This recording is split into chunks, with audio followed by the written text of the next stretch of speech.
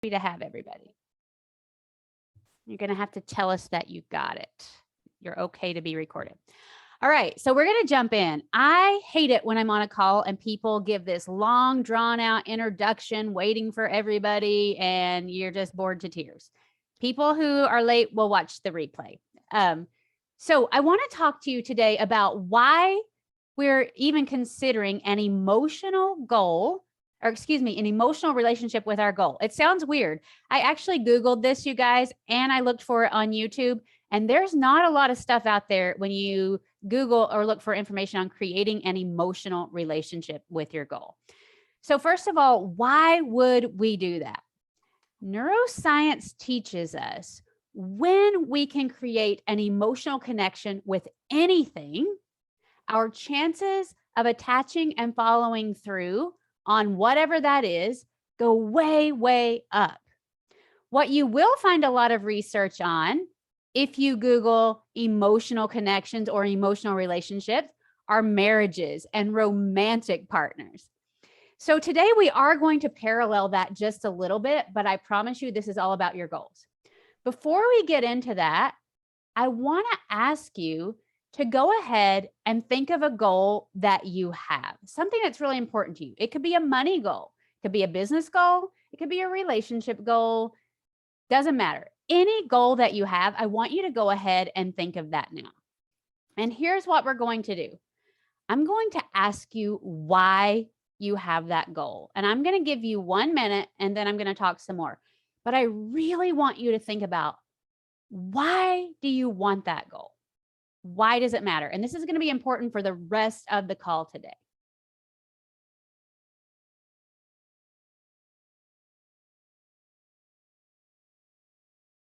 Okay, finish up if you need to. And now I'm going to ask you, why do you really want this goal? I mean, what you said was good, but why do you really want it? Take it deeper.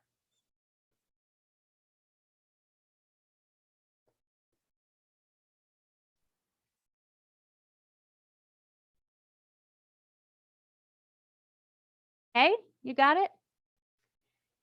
Now, come on, friends, give it to me straight. Why do you really want this goal? Like, really, why do you want it? Take it deeper. I know you can. Some of you are looking at me like, what? I just told you what.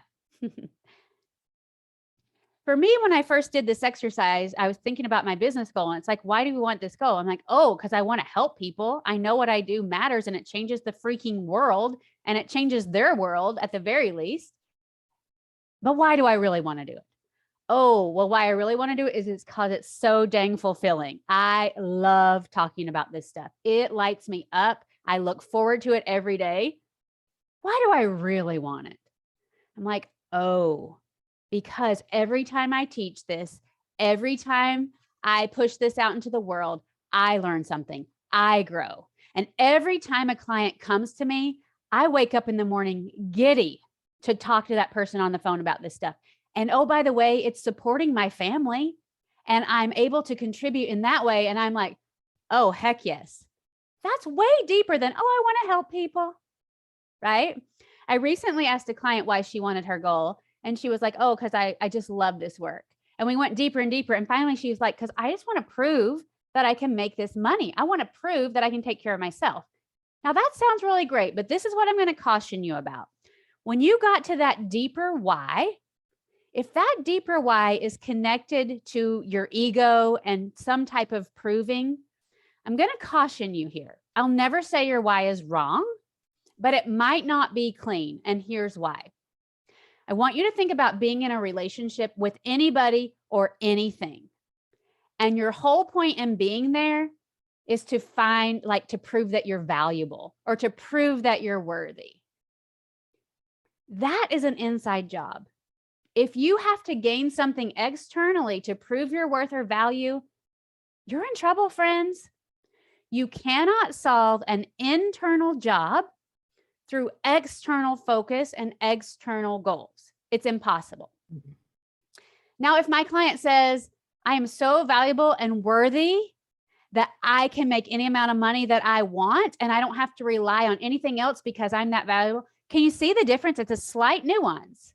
But what she told me was, I want to prove that I am worthy of that. I want to prove that I'm valuable enough in this family to create that. It's a tiny difference, but you guys, it is so important. The first one, you fill yourself with that purpose and that energy, and you're so excited to be there. That second one, you might take the exact same actions, but one falls flat or your actions fall short, and immediately you're doubting yourself, you're judging yourself, you're resentful, right? That people didn't make you feel worthy. Now, there's a fair amount of uncomfortable emotion, even when our why is clean. I don't want to pretend that it's all perfect and rainbows if we don't have a egotistic why, but it's different. So that has to be the foundation of what we're talking about today. Okay. So I want to talk to you about relationships, and we're going to relate all of this to the goal. I'm going to go ahead and share my screen so you can see what researchers say are the 4 stages of a relationship. And that's kind of small. I apologize. I wrote it before my screen was enlarged. So now it looks tiny on the page. But we have the euphoric stage, and then we have the early attachment stage. Then we have the crisis stage, and then we have that deep attachment. So let's think about your goal. Everybody go ahead and bring that goal up for a minute. And let's talk about that euphoric stage. I want you to think about it for yourself. And then I'm going to let you guys ask questions if you have any after we talk about this. And maybe you can even share your why or get some help if you are struggling with your why. But in the euphoric stage, as you might guess, this is when the goal or the other person is just the center of our lives, right? Like we wake up thinking about them. We can't wait to see them. We take an extra long time to make sure we look nice and everything is good. So when we see them, they're going to be impressed by us, right? Like it's so exciting. And we're having those dopamine hits because we're getting this payoff of being with this person. We love it. When I first thought about creating a coaching business, I was so excited, you guys.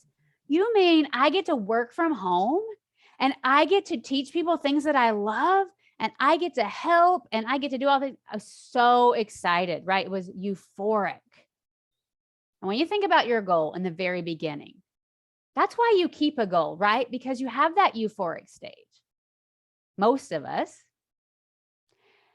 In this euphoric stage, something that happens is that social scientists call suspension of negative judgment. Have you heard of this? Like, that's where we're overlooking the flaws.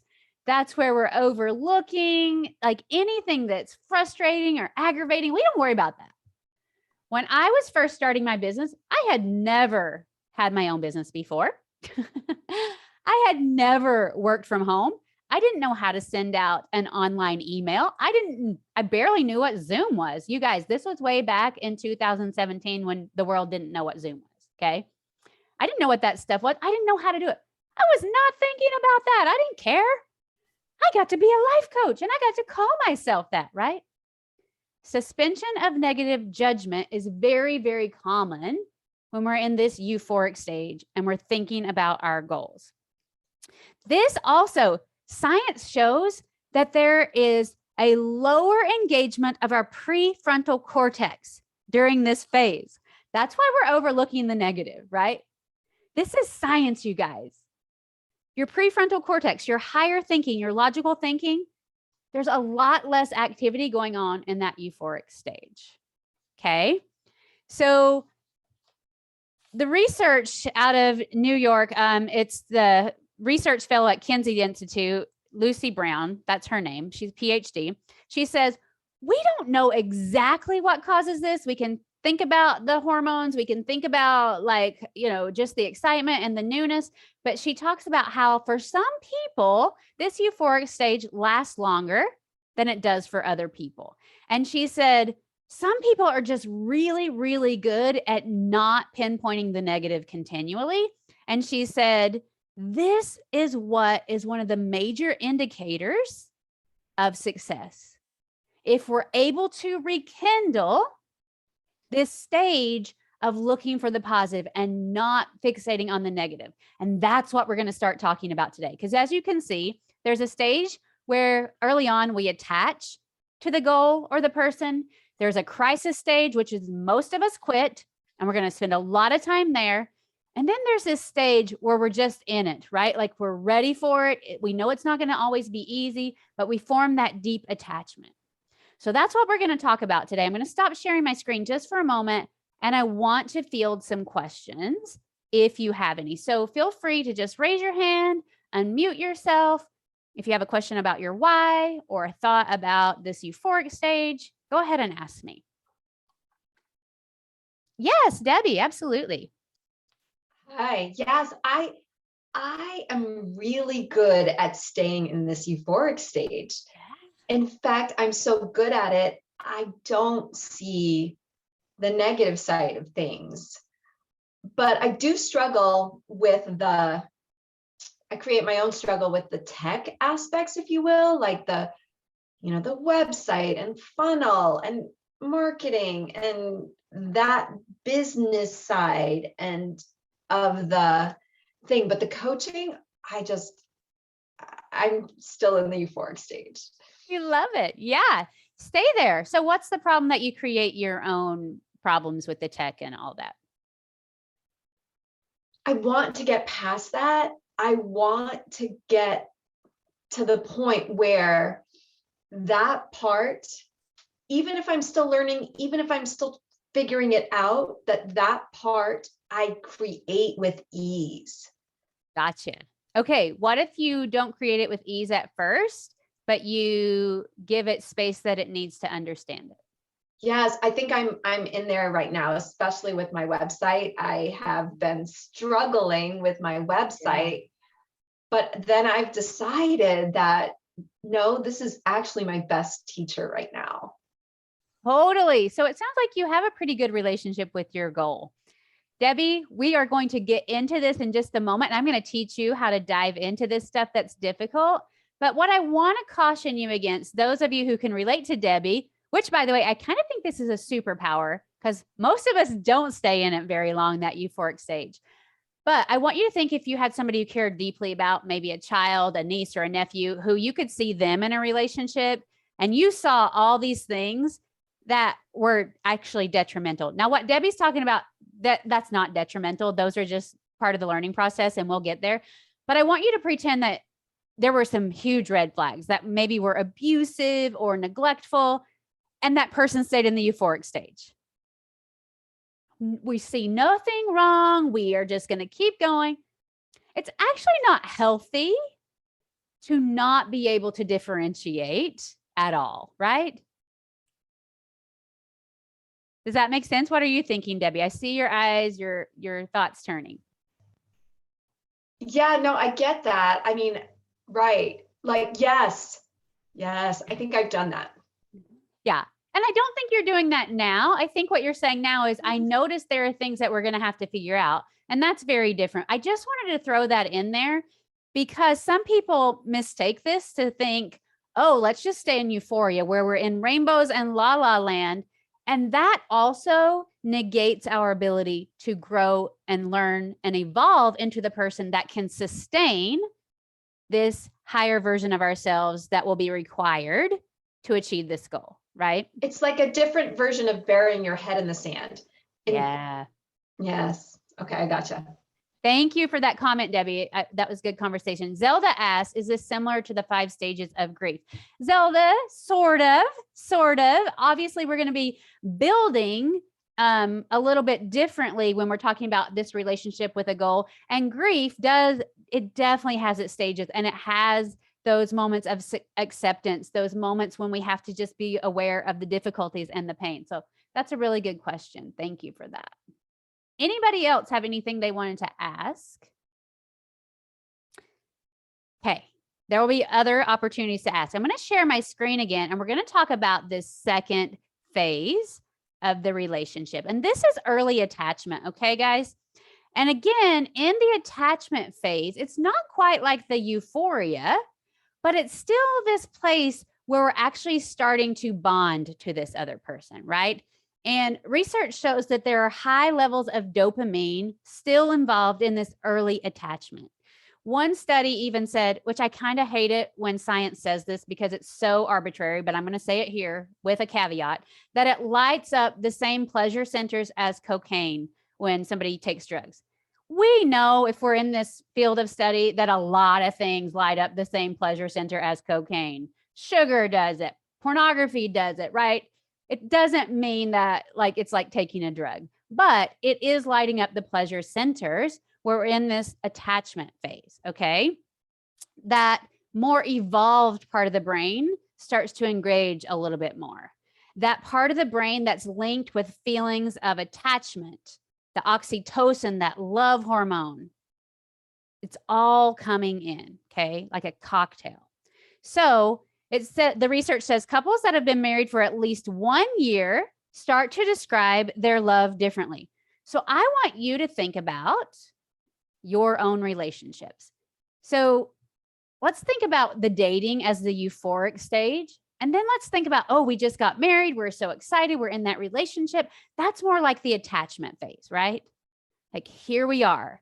This is happening. We're together. We're learning maybe what it looks like to cohabitate if we haven't cohabitated prior to marriage. We're learning what it looks like to share everyday life with this person, right? Does anybody have any thoughts on that? Why the attachment phase is a little bit more connected than the euphoric stage? Okay, we're going to get into the meat of it. Here's what comes next. Do you guys remember what it said? Crisis stage. That's a really nice term, isn't it? The crisis mode. What do you think the crisis mode or the crisis stage is about? Just like, you don't have to raise your hand, you can if you want to, but why do most relationships go through a crisis mode? Really think about that for a moment.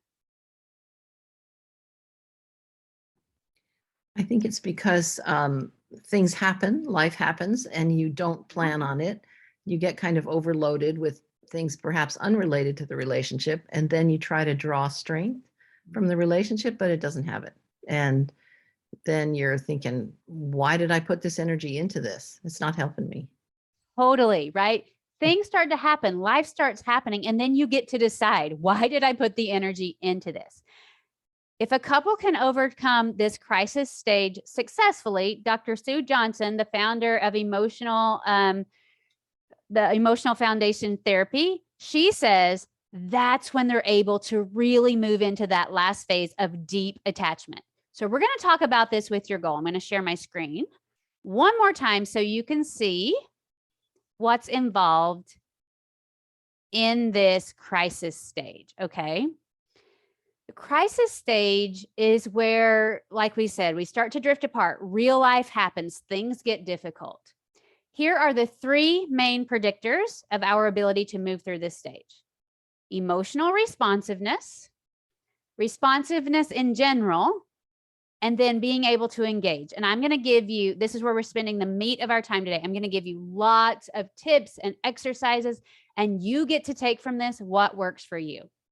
First of all, what is emotional responsiveness? Emotional responsiveness is when maybe somebody says, hey, how's your day going? Right? And you say, oh, it's fine. And then actually, this is a lack of emotional responsiveness. And you say, oh, it's fine. And then they say, oh, well, I'm having a really hard day. This and this and happened. And you're like, oh, I'm really sorry that happened. That's really tough. I've been in hard things too. And then you leave. And then you're out, right? It sounds like you're being responsive. You're like, I'm sorry that happened. I've been in hard days too, right? But what we're communicating is, I don't really want to hear that. And I might be uncomfortable hearing that, or I don't have time for that, right? Emotional responsiveness is one of the number 1 predictors of making it through this crisis stage. So let's talk about this in terms of your goal. This is kind of what Debbie was talking about when she was saying, okay, I'm noticing some things are coming up. I have this funnel that I want to get set up, or I have these emails, or whatever it is. Emotional non-responsiveness would be like, nah, whatever, like that'll just come. I don't really need that or whatever, right? Which sounds really great. Emotional responsiveness might look more like, okay, I have these things that I don't quite know how to do yet. When I'm thinking about these things, I get a little overwhelmed. I get a little stressed out, right? Like we are acknowledging what's happening. We're letting ourselves sit in those emotions to learn from them. And if you don't know what it means to learn from an emotion or connect with an emotion, email me after this and I'm going to send you the link to our last class. The whole thing was about connecting and learning from your emotions instead of trying to push them away. Okay. We have to be emotionally responsive to our goals. If you have thoughts or questions about this, I want you to take note because I'm going to answer this. It seems a little bit weird, but I want you to personify your goal for a moment. Maybe it is a person. Maybe you're like, mine's a relationship and I already got that done. But if it's like a business or money goal or something like that, I want you to just imagine that you can see this business goal, this money goal as a person. And every time they start to bring up a concern they have, every time they feel a certain way, you're like, we're not worried about that today. Nope, we're not talking about that today. Actually, I don't care how you feel. I just like to get the money, please. Actually, I want you to be quiet. I just want to be seen with you so people will think I'm valuable and successful. Can you even imagine? It does not work that way. So I want you to think about your thoughts and questions to that while I explain what responsiveness looks like. When we're in a relationship and we practice responsiveness, that might look like the person comes to you and says, oh my gosh, I had the best meeting at work today and I'm being considered for this promotion. Like we might say, oh, high five, good job, and go back to what we're doing, right? Responsiveness is when we say, oh, actually, I'd like to hear about that. Tell me more. Let's celebrate that together. Let's go out to a dinner, right? It sounds a little bit like emotional responsiveness, and it is a segment of it. But responsiveness is more about celebrating the good, really feeling in to those things that we love. Your human brain is hardwired to look for negativity. It is hardwired to look for danger and difficult things that it doesn't like. That is the caveman survival brain. We all have it. That's why we walk around judging and criticizing everybody and everything, including ourselves. Because it literally was survival for our caveman ancestors to notice problems, okay? Responsiveness and celebrating what we do like and what we do love is a learned skill that keeps us connected, that keeps that momentum, that keeps that happiness and excitement. And then the last one is engagement. When we engage with somebody, that is giving them attention and that is moving forward, right? Moving forward together. I want you to think about your goal for a moment. What are you doing every day to move toward that goal? What actions are you taking every day? Some research suggests that we should write down 6 steps every day to move toward or closer to our goal. Pretty fascinating. When I think about 6, that sounds like a little too many for me. I can't imagine 6 classes today, right? They don't have to be huge. But what are you doing to engage? Can you imagine if you're in a relationship with a person and you're like, no, I'd like for you to give me the money. I'd like for you to give me value. I'd like for you to give me success, but I will not be seen with you. I will not sit down and engage with you. I will not go out in public and engage with your friends or the people who you like or the things that you like. I won't do any of that. Just please give me what I want from you. We would never do that. If somebody asked that of us in a relationship, we would never stay. You guys, we have to be engaging. So I'm going to stop sharing. I'm going to ask you what your thoughts and questions are about these stages of this crisis phase and how we navigate through it. This is the meat of it. Like, I really want you to think about this and ask questions and tell me how this applies. I know some of you are thinking things. I want to hear from you, and it's going to help the other people on the call. Hey, Rhonda. Yes, Bonnie. So I don't know how this is actually going to be helpful, but the thing that went into my head was how our society now is totally emotionally unresponsive. Like that we go, oh, somebody comes in and goes, oh, I've had a really hard day. And we go, okay, well, yeah, just a minute, because I've got to, scroll, like when you were saying that, I thought this is so fascinating, because like as a whole, we've actually backed ourselves into a corner, right, with technology. Yes. And we just put all of our emotional response on an object that can give us, like, give me the money, give me the temporary thing. But in the long run, we don't get really what we want. That's such a good point. So what you just described is the antithesis of emotionally responsive relationships, right? It's the exact opposite. Meredith says, so true, Bonnie. Yes. So I'm going to tell you, I'm so grateful you brought that up. So I'm going to tell you one of the big reasons that we do that too is because we lose connection with our own emotions, right? So when somebody's trying to describe what they're feeling and we have no reference point, we have no connection with our own body and our own emotions, we don't care, right? Like it doesn't make a difference. It doesn't resonate with us. And when we don't have connection with our own bodies and our own emotions, we're very, very uncomfortable when other people do have that connection, right?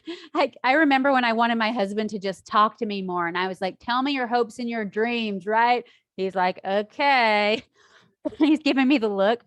And I heard this therapist once say, and I thought it was so true. She's like, I have these women come to couples therapy with their husbands all the time. They sit down in my office and they're like, hey, I just want him to talk to me more. I just want him to like tell me what he's really feeling. And she said, so I work with the couple. The husband starts to open up and the husband will break down because there's so much in there. And it just comes out and the husband breaks down.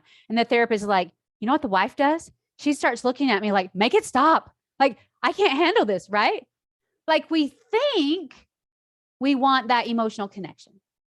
But then when it happens, we're like, oh, what is happening here? Like, I can't handle this. So one of the most important things we can do is to let ourselves get in touch with our own emotions. And again, you can do two things. If you feel like you're disconnected below the shoulders, you can go back and watch my previous class. It's all about this. It's so helpful. Or you can set up a consultation call with me and I'm going to teach you everything because it's my favorite thing to do to reconnect people with their emotions. But thank you, Bonnie. That was a very long response.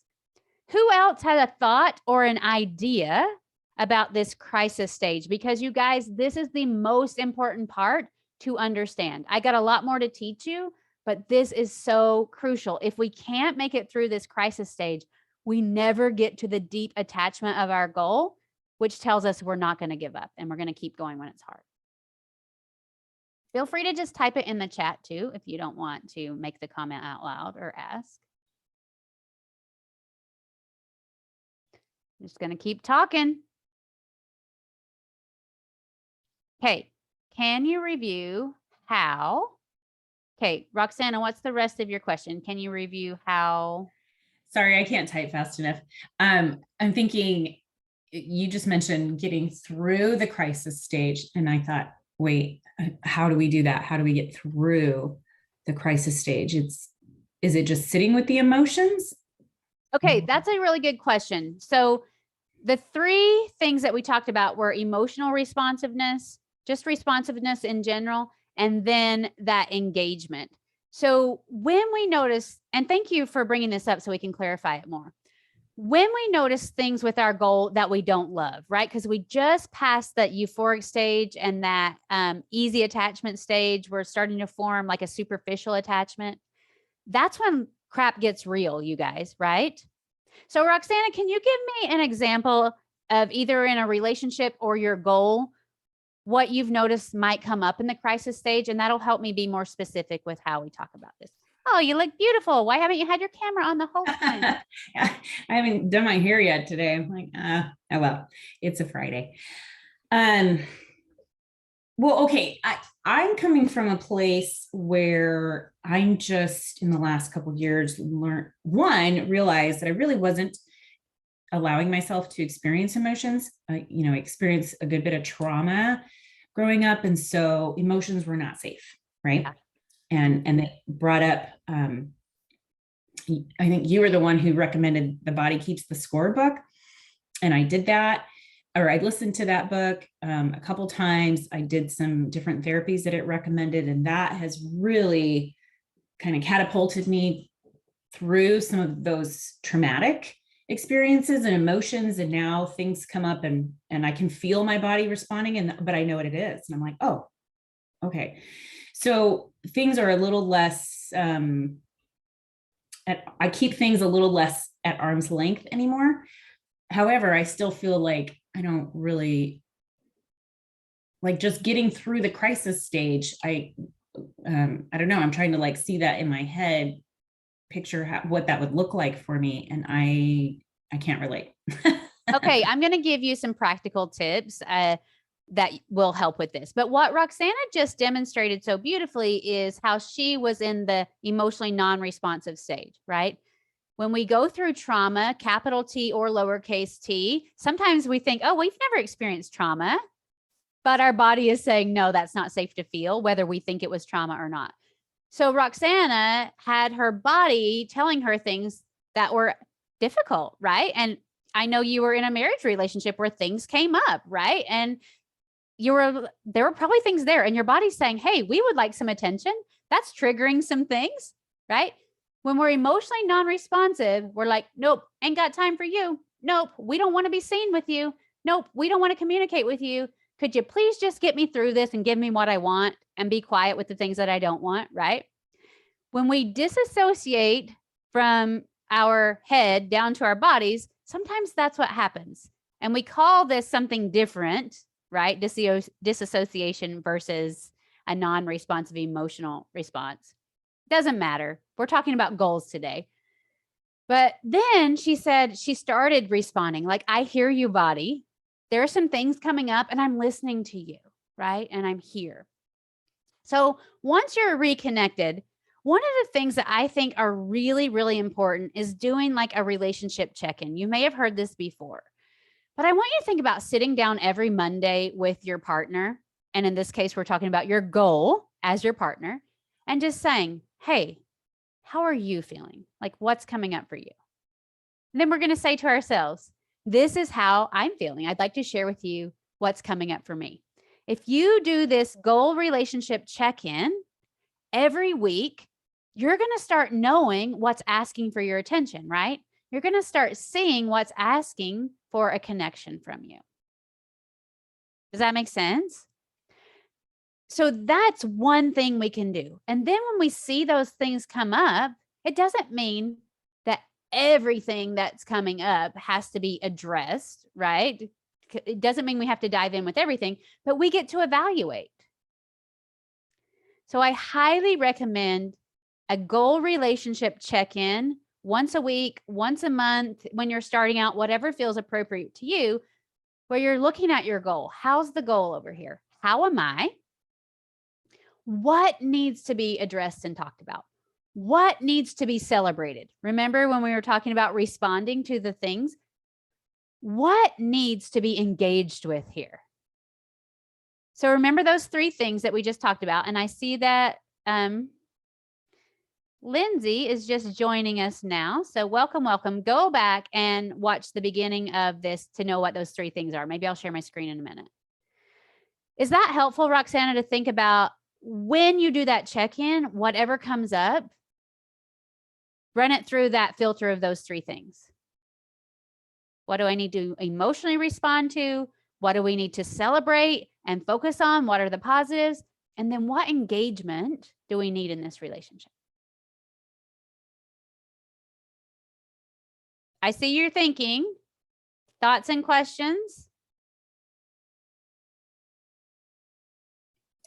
That was helpful. I feel like you just repeated yourself, but right now it all clicked. So thank you. No, thank you for clarifying that. Thank you for clarifying that. Totally fine. Welcome, Lindsay. We're happy to have you. Go back and watch the beginning. We were talking about 3 things that we do when we get in crisis mode. Anybody else have any thoughts about that middle phase where most people quit? Okay.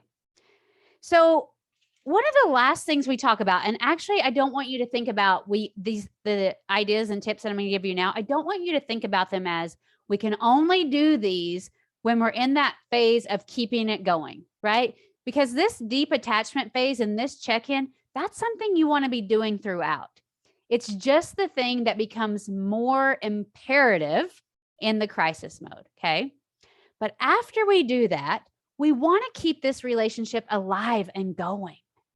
We want to keep checking in, but we also want to be able to, like, if you think about it being in a relationship with a person, you want to live your life with that person. You want to share. You want to daily fuel that love, fuel that connection. So how do we do that after we get pretty good at these other phases? Feeling on purpose is a skill that not many people teach. Most of us just feel in response to everything going on around us. I want to offer you that if you start to practice feeling love, gratitude, appreciation on purpose every day, that skill alone will change your life and your goal. Okay. And we're going to come back to that one because I want to teach you how to do that. It's super important. It literally changes the neural networks in your brain when you teach yourself to feel on purpose. I want you to think about visualizing on purpose.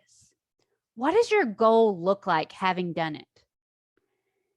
When you connect what it looks like visually with what it feels like emotionally to have completed that goal, you are rewiring your brain to have a positive association with your goal, okay? Really think about this. Roxana brought up the word trauma, and I think this is important. Sometimes when we experience trauma in our lives, not sometimes, always, it wires this thinking and we develop negative associations with certain things, right? And that's normal. There's no judgment. It's just the way the human brain works. And we want to know that. The way we get wiring solidified in our brain is through repetition and highly emotional situations. You think about trauma, especially repeated trauma.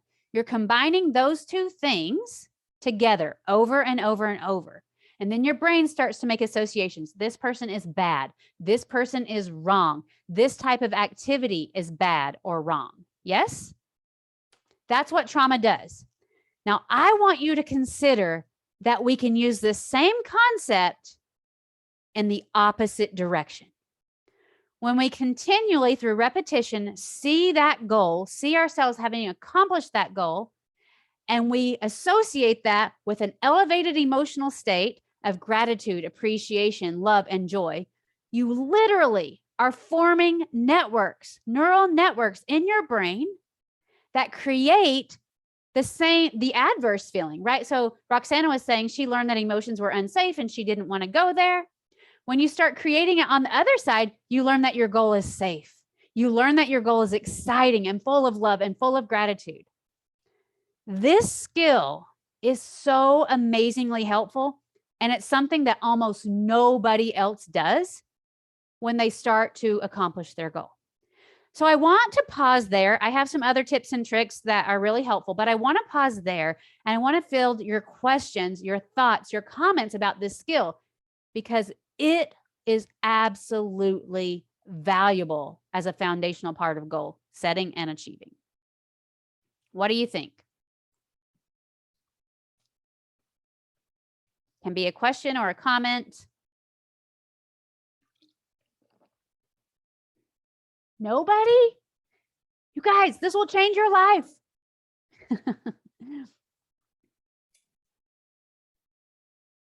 Just because I brought that up with the trauma, and I recognize now for what it is and how paralyzing it can be. I can kind of now see the opposite of how invigorating the opposite can be.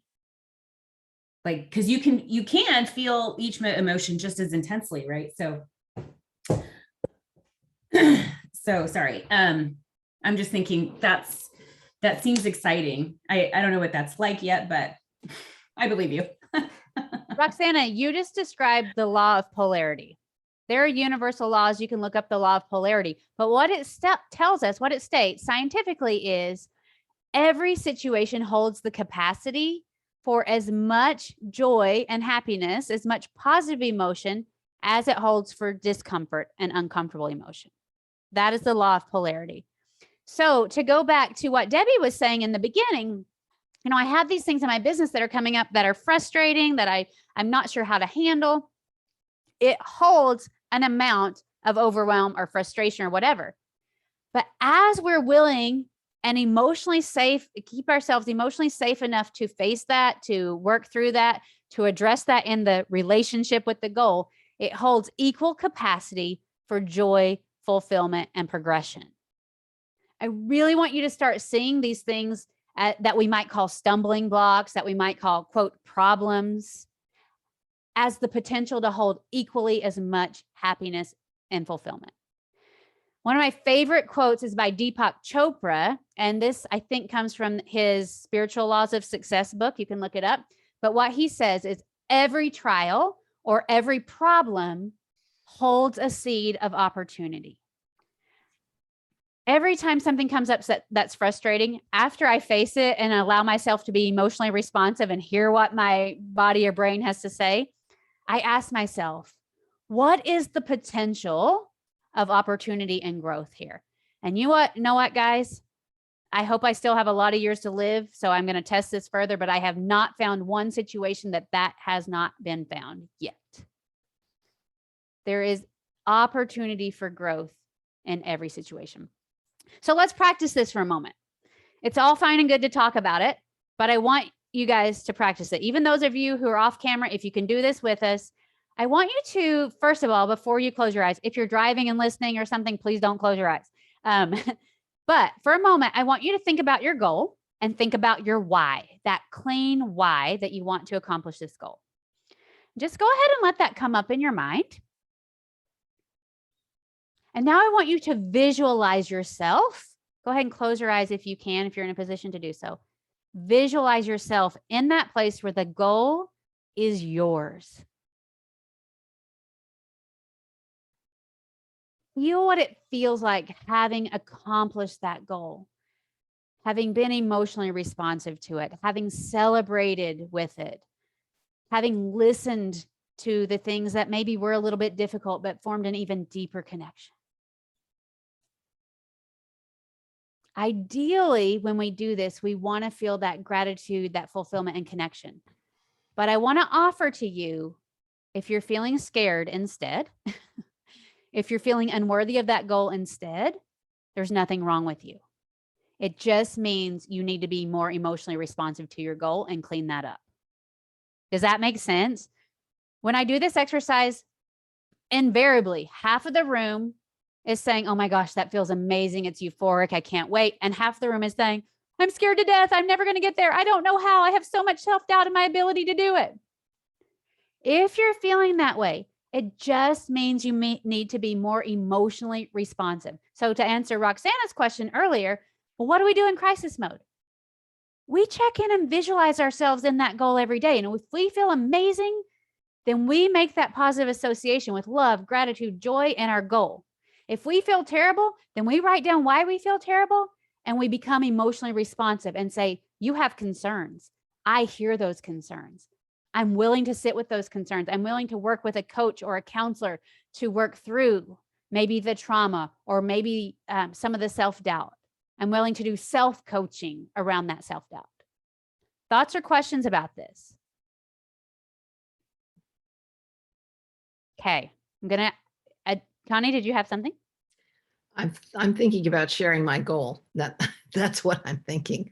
I mean, most of us have not shared in this group, and I don't know anyone else in the group except you, have not shared what our goal is. And my goal is not a person or a relationship with a person.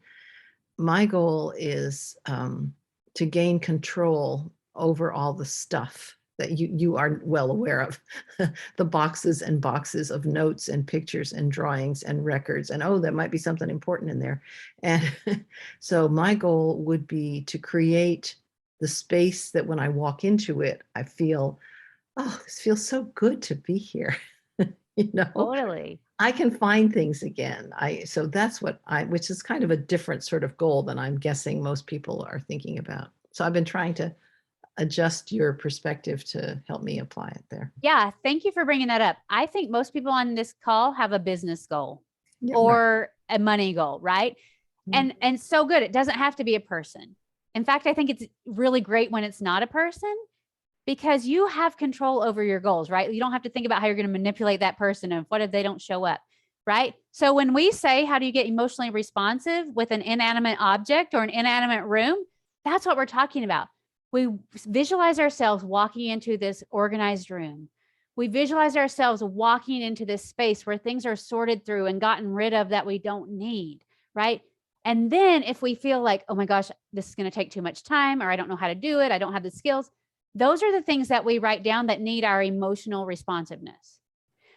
If we're just feeling like, oh my gosh, I did it, extreme gratitude, then keep feeding that new neural pathway of your goal with positive association, right? It's the antithesis of trauma, right? Yeah. It's goal creation with your emotions. When you can repeatedly revisit something with a strong emotional response, that's how it gets wired into your thinking and your being and your identity. It's how it becomes a part of you. Okay. Now, if you're thinking of your goal and you're like, no, I didn't feel an emotional response, here's a little hack. You still have to be emotionally responsive to the problem. So I hesitate to give you this, but I'm going to because I love you and I think it could be helpful for somebody on the call. Here's a hack that you can do. You can think about anything in your life that brings you joy. Like maybe you would think about your sweet little grandbabies, or maybe your favorite pet, or think about the day one of your children were born, or think about the moments where you're having a really spiritual experience. Anything in your life that evokes that highly emotional state of love, joy, gratitude. We can actually measure the vibration of emotions, you guys. Joy and gratitude and love, those are the highest. It's okay. You don't have to have those. You can have others, right? But anything that pulls that in, get yourself there first with whatever visualization or memory that you need, and then slowly start to bring in that picture. Then slowly start to bring in that goal, right? When I started doing this, I've shared this on other calls, but I think it's so important. When I started doing this, I literally set my alarm 3 times a day, and I would sit for 2 minutes and do anything possible to bring love, joy, and gratitude into my body, and just start to learn how it felt. Just get to know it. Like I was forming an emotional relationship with my emotions. What happens when you do that? Then you're able to start recalling emotions quickly on demand because you get so good at it. So let's bring in Debbie's example of the email list and the funnel and the marketing. She might not know how to do that, right? But if she can bring in love and gratitude and start to approach solutions, start to approach answers to these things that she doesn't know how to do from this place of joy and knowing that her goal is possible, it's completely different, you guys, than if she starts trying to work on solutions from this place of, I'm never going to figure this out and I'm the worst and everybody else is better than me. You see it? It makes all the difference. Thoughts or questions about that?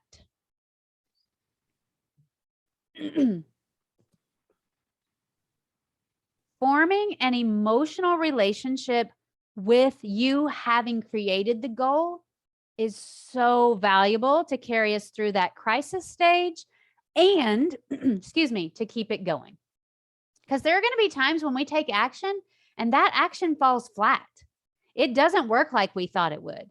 And if we are unable to form that emotional response and say, okay, I know you're sad.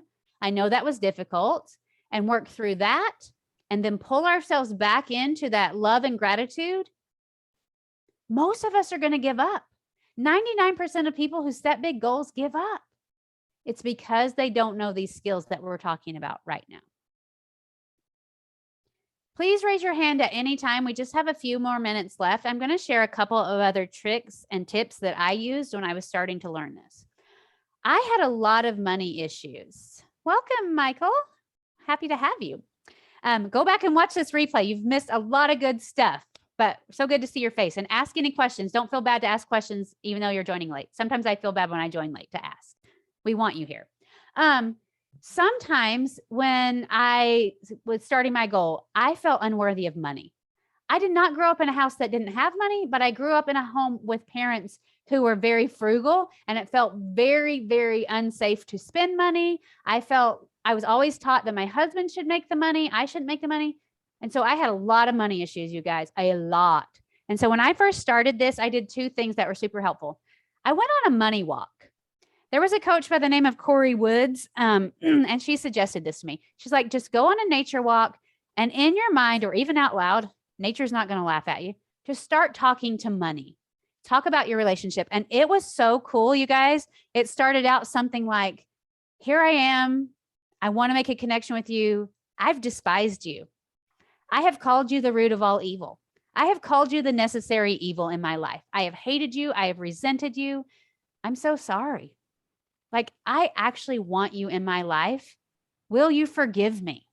Like, I asked for forgiveness. I explained where it came from. I didn't understand you very well. I didn't know any better. I don't want it to be like that anymore. I even asked, what do you want me to know about you? What's your true nature? What might our relationship be like?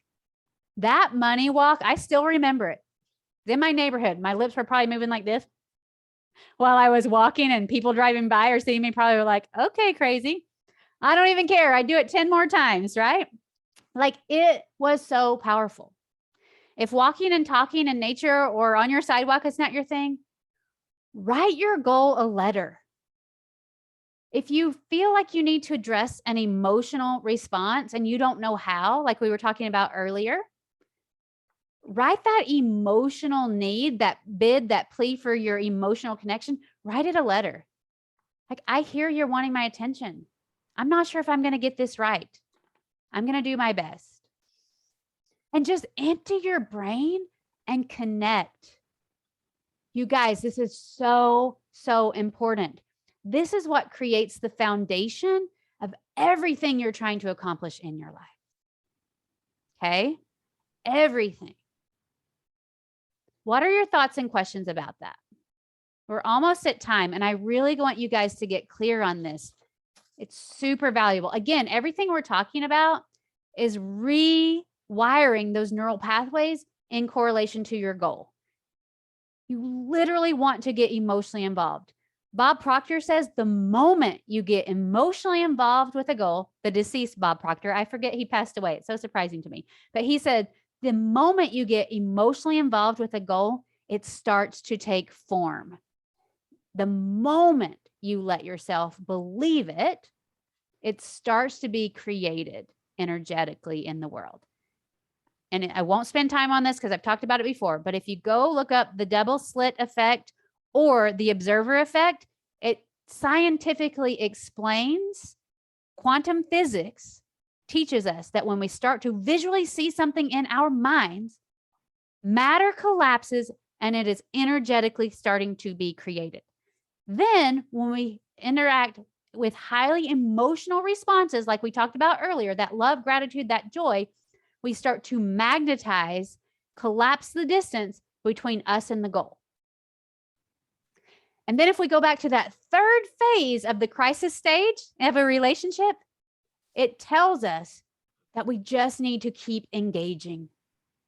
What do we need to do when we get emotionally aligned, when we get energetically aligned, when we get mentally aligned? How do we engage each day with our goal? This is when the magic starts to happen. Your life will change if you will follow these steps. There's not a doubt in my mind. So I want to take questions. I want to hear comments. We have just like 1 or 2 minutes, but I want to tell you, I am available to be one-on-one with you through this process. I'm going to put a link below this where it's going to be posted to my Acuity scheduling. I want to work with you one-on-one if you want to do this more.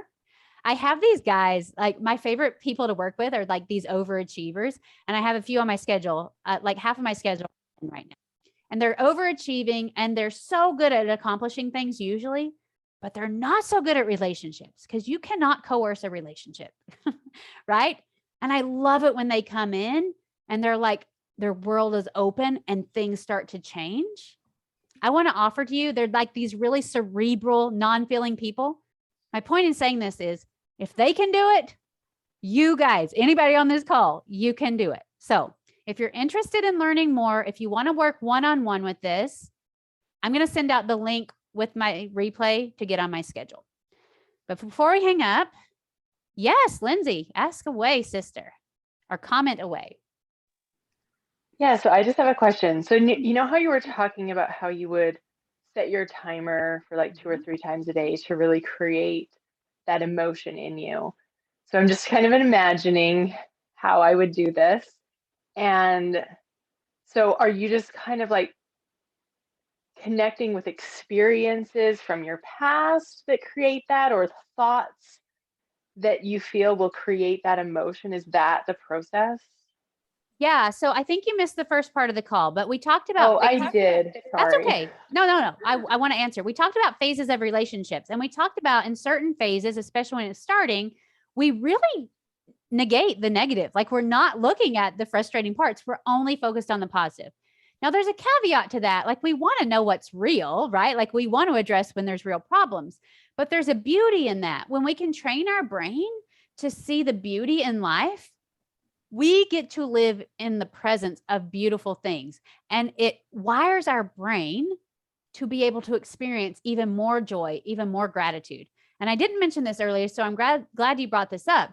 But when we wire our brain and practice feeling those higher vibration emotions every day, we become a lot more aware of the contrast of when we're experiencing those low vibration emotions. And again, that goes with what Roxana asked, which is, well, how do we know when we need to become more emotionally responsive and connect with those difficult things? That contrast cues us in like, oh, there's something here that needs our attention. But to answer your question more thoroughly, when I started this, yes, I would think about times that I felt a really like spiritual experience. I would think about like maybe the day my babies were born and holding them in my arms. Maybe you think about, like I said, your favorite pet, your favorite animal, just cuddling, like unconditional love. I don't care at first when you're starting this, what you think of. I just want you to start getting an idea of what joy and love and gratitude feels like in your body. You want to practice that skill of being able to feel on purpose. It's not something that we do. And we think ideally, if we imagine ourselves having accomplished the goal, we're going to feel amazing. And if you can do that, I highly recommend every day you see yourself in that place of having accomplished the goal and feel the emotion that goes along with it, because that's how you're going to wire your neural networks. Okay. But when you're practicing, any way that works is the answer. Yeah. Okay. Does that help? Thank you. Yeah, totally. Anybody else before we hang up? I am here for you. We're right at time. Uh-oh. Caroline Hulk is joining right as we are leaving. Caroline, welcome. We're glad to have you. The call is just now ending, but I'm going to send out a replay. If you are not on my email list, Coach with Rhonda at rhondafarr.com. You can ask for the replay. Most of you, if you're here, you should be on my email list. I'll send that replay out later today. I'm also going to send a link for you to get on my schedule because I know that you want to practice this one-on-one with me.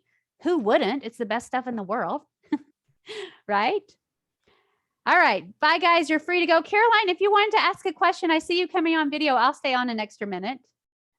Oh, no, I'm sorry. I had the times messed up, obviously. So thank you. I'll find the replay. We're in the Eastern time zone, so maybe that was the confusion. Thank you. Sorry about that. Bye, friends. I'll see you next time.